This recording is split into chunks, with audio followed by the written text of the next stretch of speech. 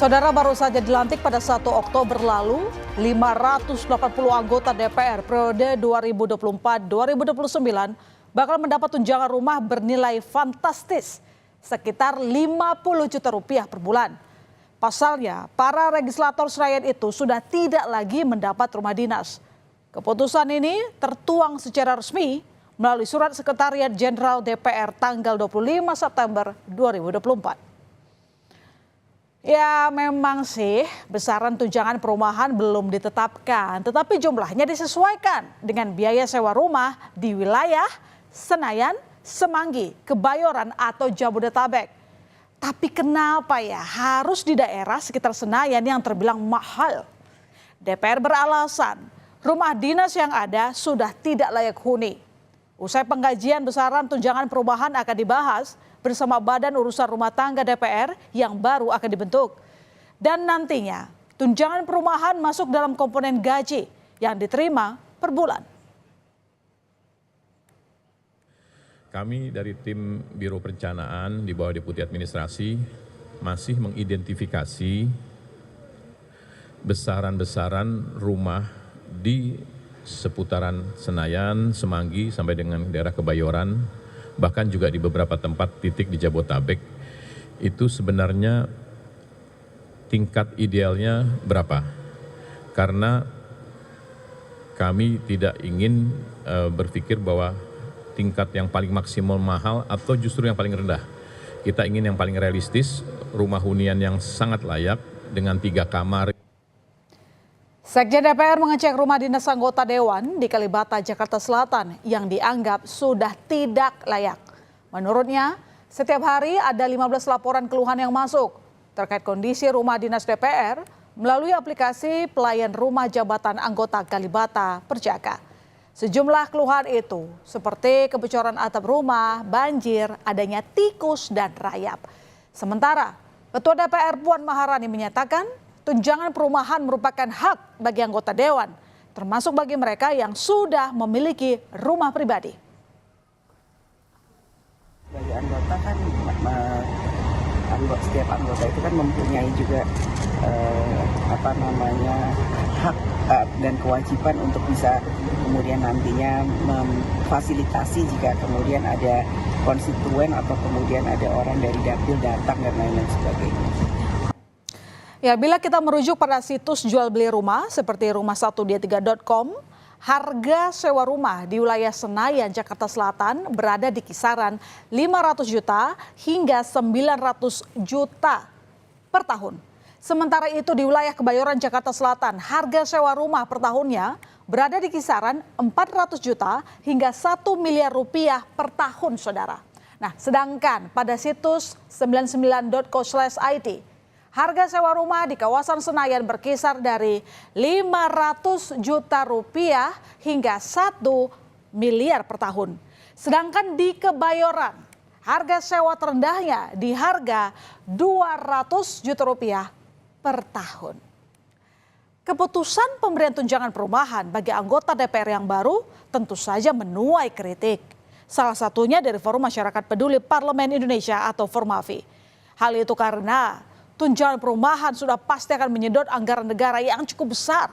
Selain itu, saudara, seperti apa mekanisme pemberian tunjangan bagi anggota Dewan yang suami istri juga dipertanyakan.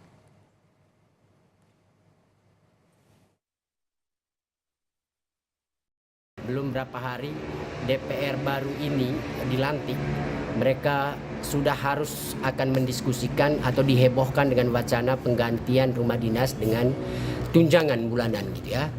Kita belum tahu nih besaran tunjangan rumah yang akan diterima oleh masing-masing anggota, tapi pasti tidak kecil. Itu akan menyedot anggaran negara yang cukup besar gitu ya.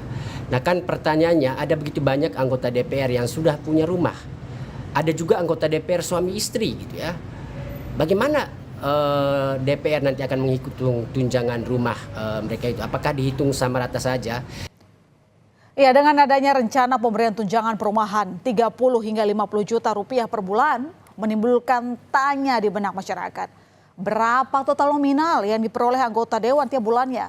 Dimulai dari gaji pokok dengan besaran berbeda.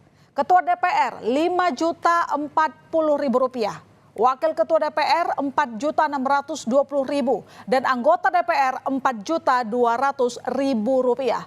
Selain gaji, DPR mendapat tunjangan diantaranya tunjangan melekat, tunjangan kehormatan, komunikasi, bantuan listrik dan telepon, dan lain-lain. Yang totalnya dalam sebulan, anggota DPR mengantongi uang lebih dari 50 juta rupiah. Bisa dibayangkan, bila tunjangan perumahan disetujui 50 juta rupiah per bulan, berarti legislator di Senayan mendapat lebih dari 100 juta rupiah. Soal tunjangan-tunjangan dan lain-lain baru minggu depan, karena seperti kita tahu kita baru selesai perhelatan memilih pimpinan DPR, kemudian pimpinan MPR, dan baru minggu depan kemungkinan kita akan membicarakan hal-hal yang lain. Belum dapat informasi mengenai itu, mungkin nanti akan ditanyakan karena kita di DPR ini kan tidak harus tahu mengenai kegiatan-kegiatan eksekutif. Nah, sehingga itu nanti bisa ditanyakan saja kepada pemerintahan yang baru. Nanti rencananya seperti apa. Saudara, kondisi di tanah air sungguh berbeda dengan para anggota DPR di negara Swedia. Sederet tunjangan dan fasilitas yang diperoleh anggota DPR Indonesia nyatanya tak dimiliki anggota Dewan di Swedia. Mereka hidup bersahaja. Semua anggota DPR Swedia tak mendapat rumah, mobil dinas, atau bahkan tunjangan membeli mobil. Parlemen di sana hanya memiliki 3 mobil dinas yang hanya diperuntukkan ketua dan para wakilnya untuk tugas parlemen. Selebihnya, para anggota Dewan Swedia menggunakan transportasi umum. Seorang anggota DPR Swedia dari Partai Sosial Demokrat mengatakan, kami ini tak berbeda dengan warga kebanyakan. Tugas utama kami adalah mewakili rakyat. Jadi tak pantas rasanya jika kami diistimewakan atau mendapatkan banyak fasilitas atau gaji tinggi. Jika wakil rakyat mendapat tunjangan perumahan, saudara, berbeda nasibnya dengan para rakyat. Meski baru akan direalisasi tahun 2027, masyarakat dibayang kewajiban iuran tabungan perumahan rakyat atau TAPERA sebesar 3% dari gaji pokok. Mari kita berhitung. Anggap saja nih, gaji pokok seorang karyawan di Jakarta sesuai UMR 5 juta rupiah per bulan. Dipotong 3% iuran TAPERA sebesar Rp150.000 selama karyawan itu bekerja atau hingga pensiun di usia 58 tahun. Yang juga menambah prihatin masyarakat. Wacana tunjangan perumahan anggota DPR seperti tak mempertimbangkan kondisi ekonomi kelas menengah yang tengah terjepit beban pengeluaran. Indonesia mengalami deflasi 5 bulan terakhir, yang artinya terjadi penurunan harga barang dan jasa atau daya beli, saudara, lantaran berkurangnya daya beli masyarakat. PLT Kepala BPS Amalia Widyasanti mengatakan, ini adalah deflasi kelima berturut-turut selama 2024. Deflasi September 2024 menjadi yang terparah dalam 5 tahun terakhir kepemimpinan Presiden Joko Widodo. Angka IHK atau indeks harga konsumen ini adalah yang kita catat berdasarkan harga yang diterima oleh konsumen, direkam oleh BPS melalui indeks harga konsumen. Ini karena terjadi penurunan harga dan juga ini adanya dipengaruhi oleh mekanisme pembentukan harga di pasar, baik dari sisi, terutama dari sisi supply atau sisi penawaran, sehingga harga yang diterima oleh konsumen itu kan relatif turun karena suplainya meningkat ataupun limpahan pasokan karena panen ataupun karena memang turunnya ongkos produksi. Kita pertegas sedikit, saudara, terkait dengan deflasi ini merupakan tanda penurunan daya beli meski pemerintah menampik hal tersebut. Dan di tengah turunnya daya beli masyarakat, Lembaga Legislatif DPR malah mengeluarkan anggaran baru untuk anggotanya, berupa rencana tunjangan perumahan senilai 50 juta rupiah per bulan. Masyarakat pun merespons rencana itu. Mereka menilai kebijakan itu tidak memperhatikan kepentingan rakyat banyak. Saya rasa sih harusnya DPR tuh memperhatikan masyarakat ya, bukan memperhatikan rumah mereka.